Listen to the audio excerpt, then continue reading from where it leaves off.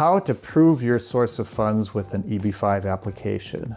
Probably the easiest source of funds that you could use is a salary, right? Because you're not investing any capital, you're not selling any assets that you have, such as a home or real estate. You earned funds, you earned money just for your labor, and so it's relatively straightforward to prove that. Where the challenges sometimes might arise is with the path of the funds, because the path of the funds is just as important as the source. Okay, where's the bank account that you received your salary to? Show us the bank account where you accumulated your funds and eventually accumulated $800,000 and then wired that to the project. Probably one of the more challenging ones, and it's a very common source of funds, is business earnings, or maybe the sale of real estate. Sale of real estate or business earnings or dividends by themselves are not necessarily challenging, but where the problem often comes up is where if the real estate had been acquired many years ago, 10, 20, 30 years, or the business had been opened 10, 20, 30 years ago, and the client invested a large amount of money into the business at the time of its formation, or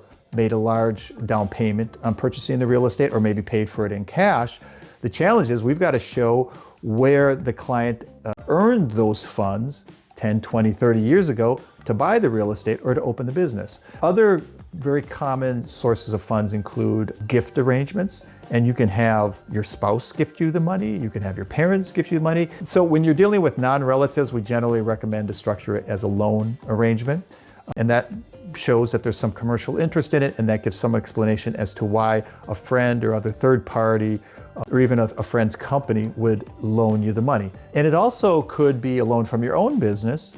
And another option that's actually preferable from a source of funds perspective, and it's becoming increasingly common, is a loan from a financial institution. So the law is a little bit vague as to what constitutes a financial institution, and I might even be using the word incorrectly. I don't think they use the phrase even financial institution. It's something along those lines. But the point is, if you got a loan from a bank, it's pretty straightforward in that the government's not going to require you to tell the bank to show how did we source the funds. And one other alternative that has become increasingly popular is certain regional centers are now providing financing to their investors. As little as maybe 6% per annum. They are providing loans to the investors somewhere in the range of about $300,000.